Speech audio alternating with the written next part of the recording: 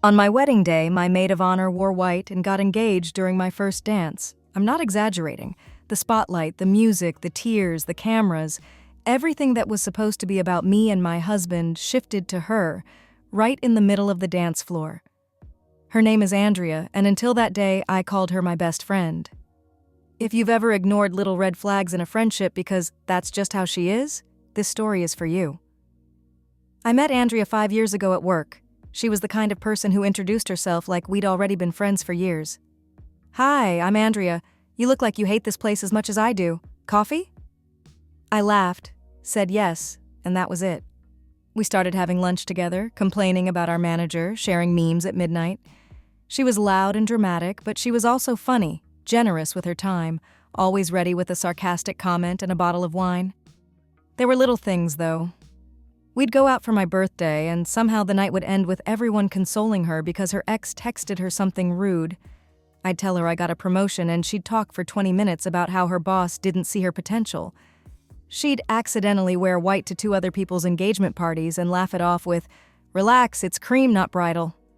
Red flags, neon ones. I just called them quirks. When I met Nate, she was the first person I told. We were at my apartment, sitting on the floor, eating cold pizza straight from the box. "There's this guy," I said, trying to sound casual. Andrea's eyes lit up. "Spit it out." "He's in my brother's friend group. We've been talking for a while. His name's Nate. We went for coffee last week and it was nice, really nice." She grabbed my phone instantly. "Pictures. Let me stalk." I rolled my eyes but opened Instagram. Nate's profile came up. Him at the beach, him with his dog, him in a suit at someone's wedding. For a second, Andrea's face did something weird, just a small jerk, like she'd swallowed wrong. "Do you know him?" I asked. Her eyes snapped to me. "No, why? Should I?" I shrugged. "I don't know. You looked like you recognized him." She laughed too loudly. "Brenda, every guy in a blue suit looks like every other guy in a blue suit. He's cute, though. You finally upgraded." And that was that. She followed him on Instagram later that night, to support my bestie, as she put it. When Nate proposed to me 2 years later, Andrea screamed louder than I did. We were at this small restaurant. Nate stood up, clinked his glass. My stomach dropped because I knew from the way he was looking at me. He went down on one knee. I cried, people clapped. I said yes. And when I turned around, Andrea was already filming, tears running down her cheeks like she was the one getting engaged. She hugged me so tight I could barely breathe. "I'm so happy for you," she whispered. "We're going to make your wedding perfect, okay? I'll handle everything." I believed her. Fast forward to the morning of my wedding. I woke up before my alarm. My chest was tight with that mix of nerves and happiness they never quite describe right in movies. My dress was hanging on the door. The hotel room smelled like hairspray, flowers, and coffee. I had booked a makeup artist and hairstylist for me and my bridesmaids, and they were already there when Andrea burst into the suite. "Your bride is here!" she shouted, like she was introducing herself to an audience. She twirled around, hair in a messy bun, bare-faced and gorgeous in the way some women can be in the morning without even trying. The other bridesmaids, Mia and Jenna, greeted her. We were all in matching pale pink robes, the ones I had picked and gifted them. Andrea dropped her bag, flopped onto the armchair and said, "Okay, who's first? I need my makeup or I will scare the photographer." The makeup artist looked at me. "Bride first?" I opened my mouth, but Andrea jumped in. "Oh no, you should start with me. Brenda, you always get hot and flustered. Better if you go last so it's fresh. Trust me, babe, I've done like 7 weddings." It sounded logical, kind of. I hesitated. "Is that okay?" the MUA asked. "Sure," I said. "Yeah, go ahead." Andrea beamed at me like she'd just saved my life. What I didn't know was that her makeup was going to take almost 2 hours. Every time the artist finished something, Andrea had a note. "Can we make the liner a bit sharper? My eyes are uneven." "Actually, I think I want a warmer tone on the lips." Maybe more contour. My face looks huge on camera." The hairstylist finished Mia and Jenna and then came to me, but every few minutes Andrea would call out, "Can you just fix this one curl? It's not sitting right." She'd tilt her head dramatically. "If my hair looks bad in the photos, I'm going to cry." Time started slipping. My chest got tighter. Not the cute, emotional kind, but the, "oh God, we're going to be late" kind. I checked my phone. We were already behind schedule. "Can we speed this up a bit?" I asked softly. Andrea laughed. "Bridezilla alert. Relax, we're almost done, right?" She looked at the makeup artist, who gave a tight, professional smile. "Yes, almost finished." By the time they actually started on me, we had half the time I'd planned. My eyeliner was done in 3 minutes. My lipstick in 2. I didn't get the soft, blended eyeshadow we'd talked about at the trial. I got the "you're late" version. I looked in the mirror and tried to swallow the disappointment. "You look beautiful," Mia said. "You do," Andrea added. "I mean, the look is very simple, but it's so you. Like understated elegance. Understated." I forced a smile. I went to grab my bridesmaids' dresses from the hanging rack. Pale pink, satiny, matched nicely with my flowers. I'd given them as gifts a few weeks before. 3 pink dresses. One hanger was empty. "Andrea, where's your dress?" I asked. She froze for half a second, then jumped up dramatically. "Oh my God, you're going to kill me." My stomach dropped. "What?"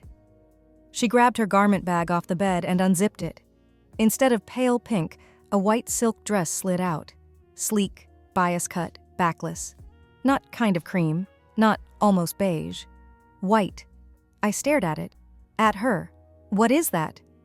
"My emergency dress," she said, all big eyes and guilt. "You're going to hate me. I accidentally got red wine on the pink one last night. I tried to get it out, but it's ruined. I panicked, and this is the only other dress I had that was wedding appropriate." "Wedding appropriate?" I repeated. "It's not bridal, Brenda," she rushed. "It's like simple. No lace, no train, nothing. And you know I look terrible in pastel colors. I'll stand in the back in photos, I swear." Mia and Jenna exchanged a look. "You spilled wine on the dress I bought you?" I asked. She clutched the white silk to her chest. "Not on purpose. I was rehearsing my speech in front of the mirror. My cat jumped on me and... It doesn't matter. I can't show up with a huge stain. People will notice and it'll ruin your aesthetic." I opened my mouth to say, "You can borrow Mia's extra dress or we can figure something out." But we were already running late, and the stylist was telling me the car had arrived. I heard my mother's voice in my head. "Don't make a scene, Brenda, it's your wedding day." I swallowed. "Fine," I said. "Just stand in the second row for photos." Andrea rushed over and kissed my cheek, careful not to smudge her lipstick. "You're the best. I promise no one will even notice." Spoiler, everyone noticed. On the way to the ceremony, Andrea was glued to her phone, filming content. "Okay, guys," she said into the camera. "Today is my best friend's wedding, and I'm maid of honor duties in full effect. Look at this glam." She flipped the camera to herself, lingering on her hair, her makeup, her white silk dress.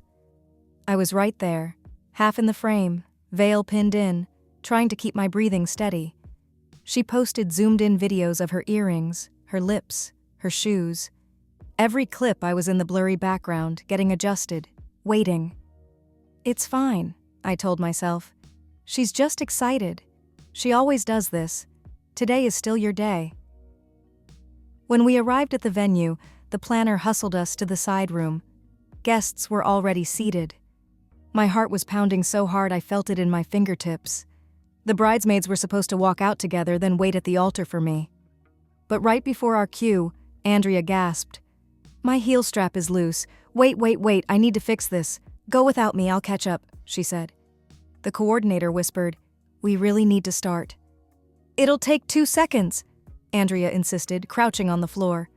Mia and Jenna looked at me. I nodded. "Just go. She'll manage." They walked out in their matching pale pink dresses. The music started. I was behind the door, holding my father's arm, waiting for my turn, when I heard a second wave of whispers from the guests. Andrea, in her white silk, was walking down the aisle alone, 5 steps behind the other bridesmaids. Late, dramatic, radiant, like she was the one we were all here to see. Guests turned their heads, murmured. I couldn't see their faces, but I could feel the air ripple. Dad patted my hand. "You okay?" "Yep," I lied. When it was finally my turn, I took a deep breath and stepped out. For a moment, everything softened.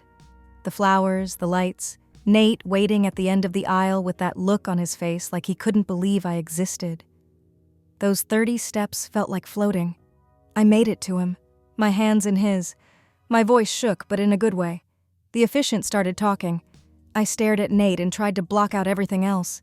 Then Andrea started crying, not the normal dab your eyes with a tissue kind of crying, loud crying, gasping, sniffling.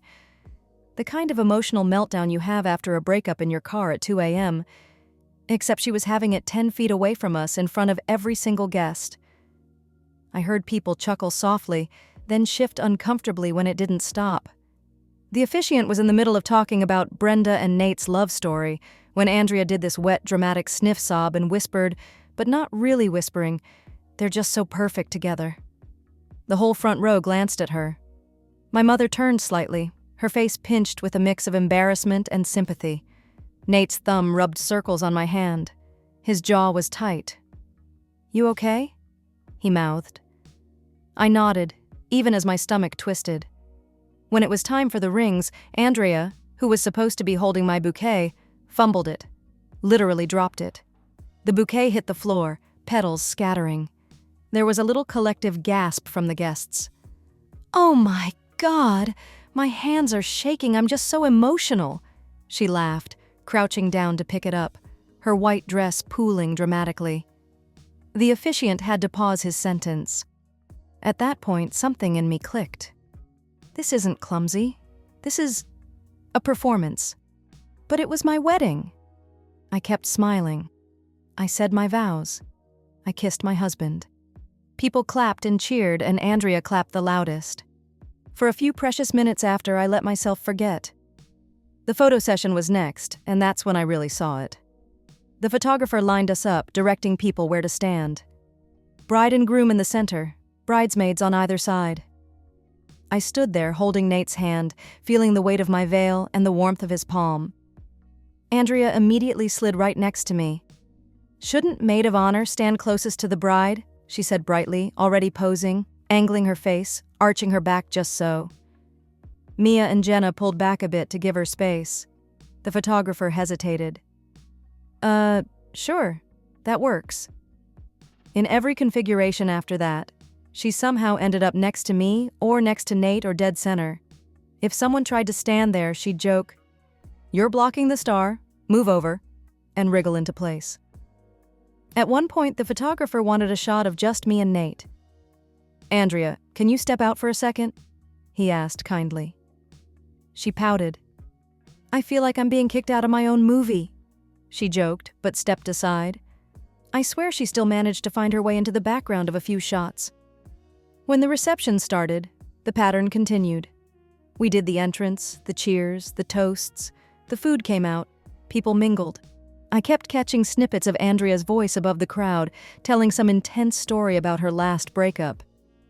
And then I told him, "If you don't want to fight for me, that's your loss," she was saying dramatically to a table of my colleagues. They nodded, wide-eyed, hanging on every word. Instead of talking to me, my own boss spent 10 minutes listening to Andrea detail how men ain't shit over her third glass of champagne. The first time I really wanted to scream was when she created a mini health crisis. I was at the head table talking to my cousin when I heard Mia gasp. "Is she okay?" someone asked. I turned to see Andrea sitting, pale and fanning herself, eyes closed. I feel dizzy," she murmured. "I think I'm going to faint." Immediately, 3 people rushed to her, 2 groomsmen and my mother. They brought her water, loosened her straps, fussed over her like she was the delicate bride in an old movie. I watched as my mom hovered, worried. "Are you all right? You shouldn't drink so much on an empty stomach, sweetie," she said. Andrea smiled weakly.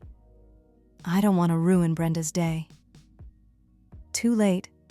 5 minutes later, she was back on her feet, laughing with a new group of guests like nothing had happened. I took a breath. Okay, I told myself. It's annoying, but whatever. The worst is over. You're married. Just enjoy the night. Then she took the microphone. It wasn't planned. We had speeches from my dad, from Nate's brother, and from Andrea as maid of honor. She gave hers already. It was long and mostly about how hard it is to find real friends these days, but fine. It was after the main course, just before dessert, when I saw her walking toward the DJ booth with that too bright look in her eyes. The music faded. She was holding the mic.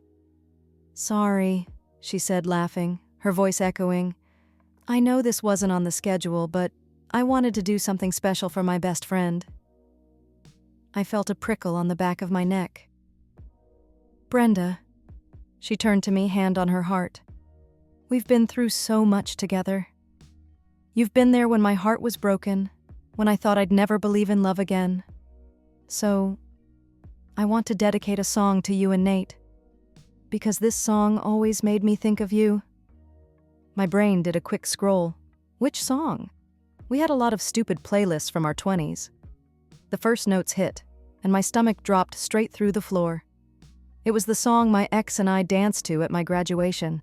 The song I cried to on repeat when he cheated on me.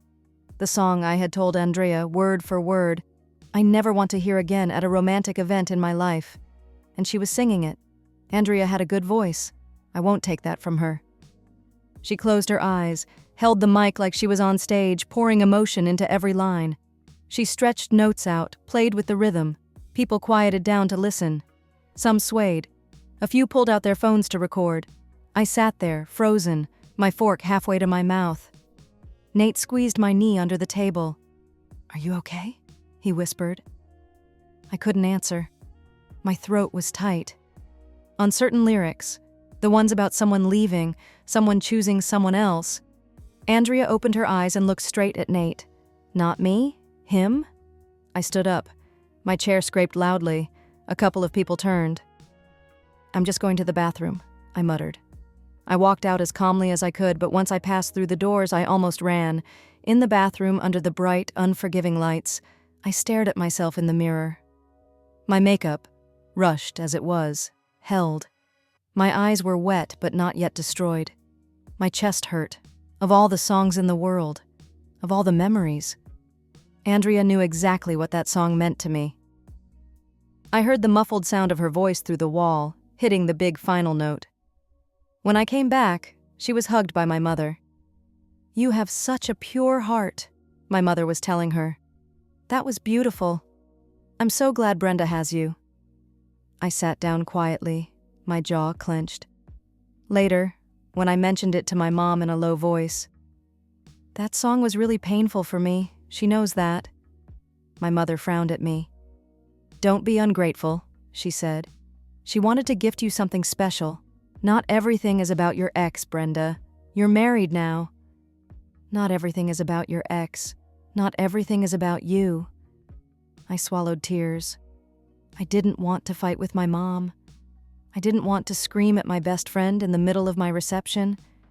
So I did what I'd been doing all day. I told myself it wasn't worth it. Tonight is about you and Nate, I whispered to myself. Just make it to the first dance. That's your moment. I held on to that thought like a rope in a storm. Our first dance. The one moment I'd played in my head for months. We had picked a song together, something soft and warm that felt like us. We'd practiced in the living room, laughing when we stepped on each other's feet. I had pictured it so many times. The lights dimmed, the world blurring. Just me and him in a little bubble while everyone else watched. The DJ called us to the dance floor. My heart thumped in my ears again, but this time it was the good kind. Ladies and gentlemen, he said, please welcome Brenda and Nate for their first dance as husband and wife. People clapped. We stepped into the middle of the floor. The lights dimmed, a pattern of soft glows around us. The music started. Nate pulled me close.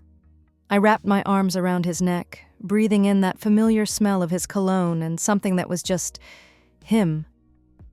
Hi, wife. he murmured. I smiled up at him.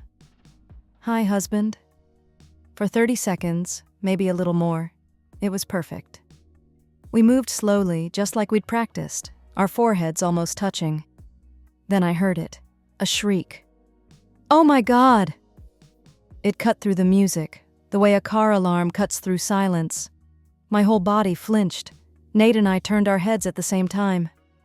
Andrea was standing at the edge of the dance floor, her hands over her mouth, eyes wide, tears welling up instantly. Her boyfriend, Mark, was in front of her, on one knee, holding a ring. Time warped. The music didn't stop immediately. For a couple of seconds it played on awkwardly while the rest of the room collectively shifted its attention away from us toward them. Then the DJ did what DJs do when they panic. He cut the song. The lights swung toward the new spectacle. People gasped, then cheered. Phones appeared in everyone's hands like magic. Will you marry me? Mark said, loud enough for the whole room to hear. Andrea sobbed, nodding vigorously. Yes, yes. They kissed. Someone somewhere yelled, She said yes. The room exploded in applause. I stood in the half-dark, my hand still on Nate's shoulder, my other hand hanging uselessly in the air where his had been. He took a step back without meaning to, just to see better. I did too. Our first dance was over. The DJ, now fully committed to the hijack, switched to an upbeat romantic song, Let's Keep the Love Going for Andrea and Mark. I watched numbly as Andrea and her brand new fiancé walked onto the center of the dance floor, the exact spot Nate and I had stood on seconds ago. They wrapped themselves around each other and started to dance while everyone surrounded them in a circle, filming, shouting congratulations, throwing imaginary confetti. We drifted backward slowly, like we were being pushed out by a tide. We ended up near the corner of the room next to a potted plant, just standing there, in our wedding outfits, at our wedding, watching my maid of honor star in her engagement party. I laughed. It slipped out sharp and broken. Nate looked at me, eyes dark. Do you want to leave? He asked quietly. I want to burn this place down, I said under my breath. But we can't. We stood there for a minute in silence while the crowd chanted, Kiss, kiss, at the newly engaged couple. Something inside me snapped. No, I said, I'm not doing this. I walked back toward the dance floor. People were clustered around them, so it took me a second to get close enough. Andrea, I called. She didn't hear me or pretended not to. Andrea! I raised my voice. She finally turned, still holding onto Mark's arms, her eyes shining. Brenda! She squealed. Can you believe it? I'm engaged! I forced my face into something that resembled a smile. Can I talk to you? Outside? She blinked. Now? Yes, now. She looked around dramatically, like she was checking if anyone was watching, which of course they were, because she'd just turned my first dance into her engagement reveal. Brenda, I just got engaged, she started. At my wedding, I said. Her smile faltered. Let's go, I repeated. I didn't wait for her answer. I turned and headed toward the hallway. After a moment, I heard her heels following. We stepped into the corridor, away from the music and the lights. The door swung shut behind us, muting the noise. For a second, we just stood there, the air between us thick. I took a breath, tried to steady my voice, and failed. What the hell are you doing? I asked. She flinched. Excuse me? You wore white. You hijacked my makeup. You cried through my vows. You sang that song. And now you get engaged in the middle of my first dance? She crossed her arms, the ring glittering on her finger. Wow, she said slowly. I didn't realize you were keeping score. I wasn't, I snapped, until my wedding started to feel like your show. Her eyes narrowed. There was no softness in them now, no best friend, no pure heart, just sharp, hard irritation. I'm sorry if my happiness is inconvenient for you, she said. Inconvenient? My voice went up. Andrea, you planned this. You texted Mark to propose right then. I didn't plan the exact second, she protested. I just told him tonight would be perfect. We were talking and he said he had the ring and I was like, why wait? Love is in the air. I thought you, of all people, would be happy for me." "During my first dance?" I repeated. "That was my moment. Our moment. And you turned it into your engagement announcement." "You had your moment," she said defensively. "You walked down the aisle, you got married, everyone clapped. Do you need every second of the day to be about you?" I stared at her. "Yes," I said. "Actually, today? Yes. That's kind of how weddings work." She scoffed. "You're being ridiculous. You're tired. You're probably overwhelmed. Why don't you go sit down for a bit, okay? Take a breather. I'll handle things out there." The way she said it, like I was a child throwing a tantrum, like she was doing me a favor, it lit something in me like gasoline. "Don't talk to me like I'm crazy," I snapped. "I'm not imagining this. You've been dragging attention to yourself all day." "You're really going to make me the villain at your wedding because my boyfriend proposed to me?" she said, voice rising. "In front of everyone?" "You made that choice," I said. "You signaled him. You knew what you were doing." Her eyes glistened, but it wasn't real sadness. I knew her too well. It was the gearing up for performance look. "If you couldn't stand someone else having a special moment, you should have told me," she said loudly. "I thought you were my friend. I thought you'd be happy for me. But no, Brenda always has to be the center of the universe." "It's my wedding," I said, my own voice rising to match hers. The door behind us opened slightly. I saw faces peeking out. People were starting to notice we weren't inside. "And you're ungrateful," she continued, full volume now.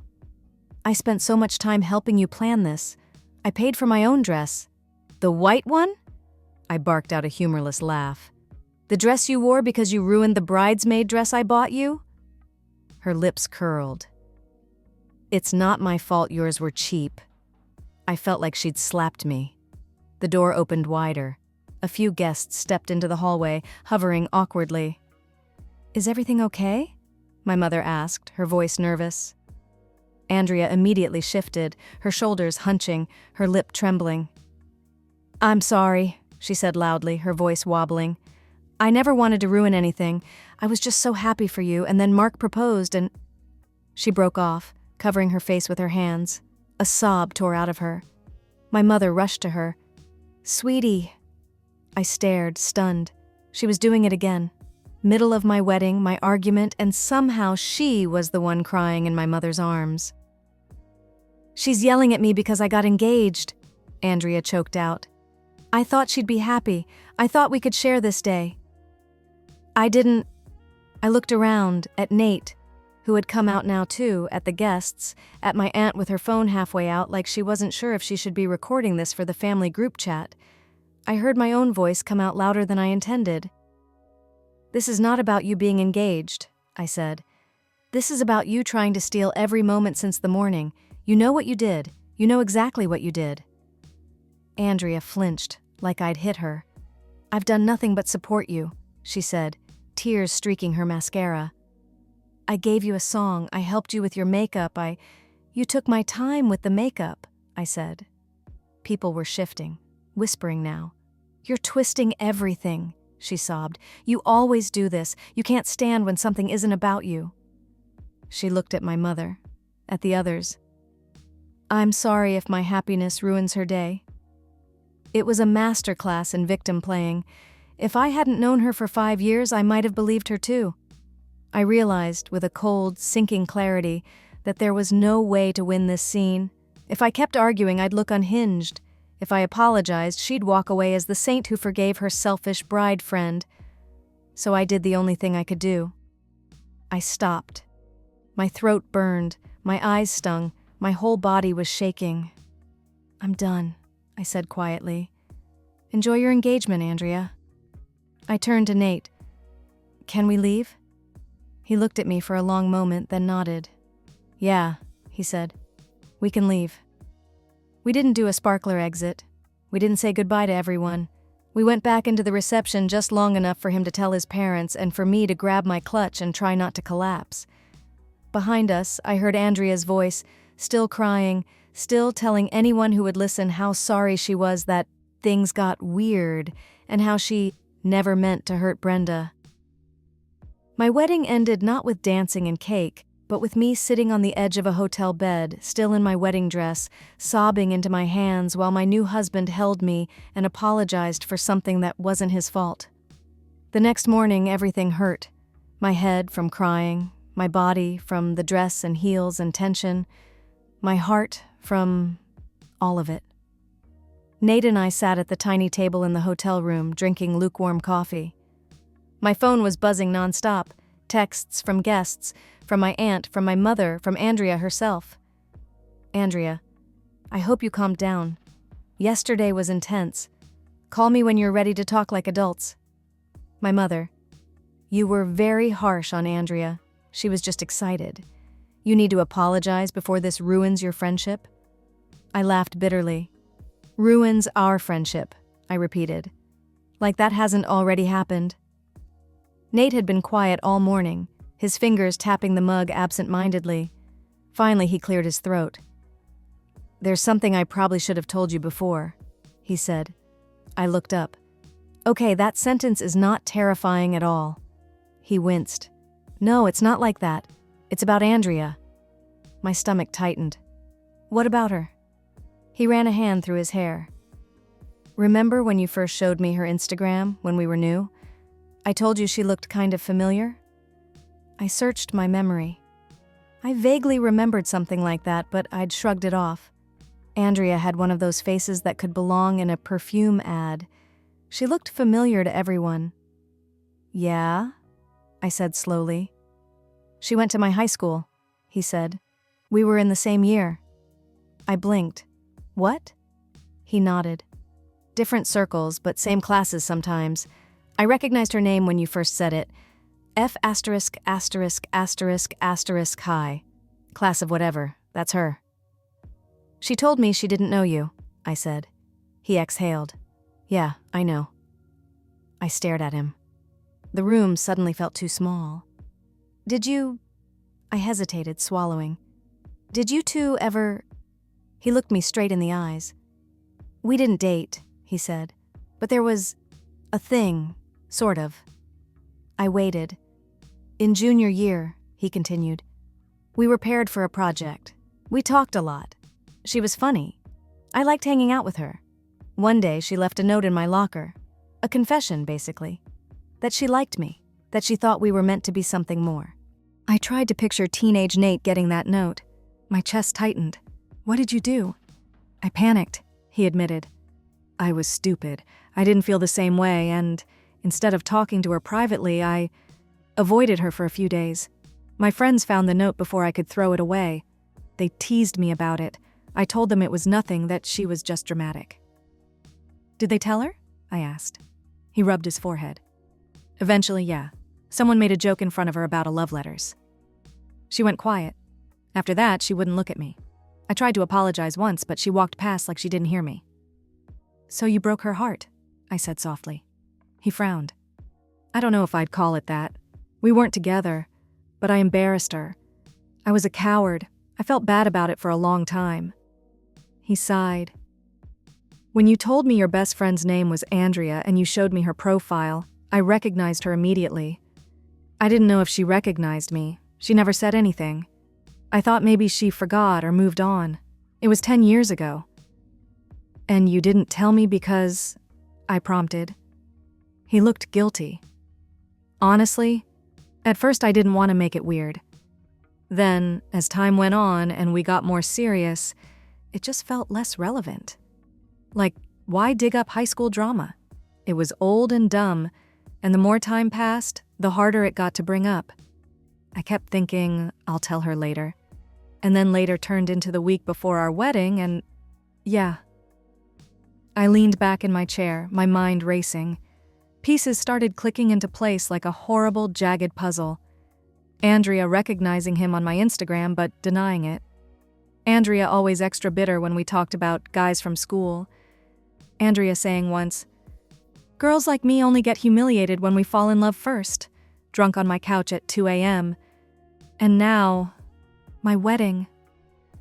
"Nate," I said quietly, "do you think yesterday was her getting revenge?" He hesitated. "I don't know what was in her head," he said. But if she did recognize me and never said anything, and then watched you build a life with me, I can see how that would mess with her. It doesn't excuse what she did, but it might explain it. I looked at my phone again, the unread messages. The photos I knew would start popping up on social media. Andrea in white, Andrea singing, Andrea with the ring. My fingers shook as I opened her chat. "Why did you do it?" I typed. Then deleted it. I tried again. "Is any of this because of Nate? Because you went to school together?" I stared at the screen, heart pounding. Then I hit send. The 3 dots appeared almost immediately, then disappeared, then appeared again. Finally, the phone rang. "Andrea," I answered. "What do you mean, because of Nate?" she said. No hello. "You know exactly what I mean," I said, my voice surprisingly calm. "You lied when I asked if you knew him. You went to school together. He told me." Silence crackled on the line for a second, then a sharp, bitter laugh. "Oh, now he remembers me?" she said. Her voice was different. No sugary sweetness, just acid. "He says he recognized you from high school," I said. "He says you left a note in his locker." "Of course he told you that part," she snapped. "Did he tell you how he broke my heart?" "We were never together," I said gently. It was everything to me," she cut me off. "Do you have any idea what it's like to spill your feelings to someone, to actually be vulnerable for once, and then have your little love letter passed around like a joke?" I didn't answer. I pictured her, 17, humiliated in a hallway. "I watched him laugh about it with his friends," she continued, voice shaking now, not with performance, but with something raw. "I heard them make fun of how dramatic I was. I heard them call me obsessed. I spent the rest of that year avoiding eye contact with him. I changed schools the next year partly because of him." My throat tightened. "I'm sorry that happened to you," I said. And I was, truly. "Are you?" she said. "Because you seem perfectly fine marrying him, building a perfect little future with the guy who treated me like a joke." "I didn't know," I said. "You never told me. You had years, Andrea. You saw his face on my phone. You came to our dates. You came to our apartment. You could have said, 'Hey, funny story. I had a crush on him in high school and he hurt me.' You didn't. Because I didn't want to be the pathetic ex," she snapped. "I didn't want you to look at me like I was some loser who couldn't get over high school. I thought I could just move on. And then I watched you with him. I watched him give you everything I dreamed of, and every time you called me to tell me he did something sweet, it was like another little knife. So your solution," I said slowly, "was to destroy my wedding." "I didn't destroy anything," she said defensively. "You got married? You have your ring? You got your vows? Your flowers? Your dress? You wanted a fairy tale? You got one. Sorry my life didn't go on pause for the rest of the night." "You wore white," I said. "I told you it was an accident," she said. "You took my makeup time. You cried through my ceremony. You sang the one song you knew would hurt me, and then you got engaged in the middle of my first dance." "You're not the only person who deserves happiness," she shot back. "What? I was supposed to say no when the man I love proposed to me?"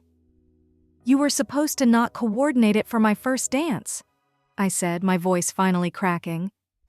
"You were supposed to not make my entire wedding about your unresolved crush from high school." She went quiet for a moment. "You know what, Brenda?" she said eventually. "You've always had everything. People like you do.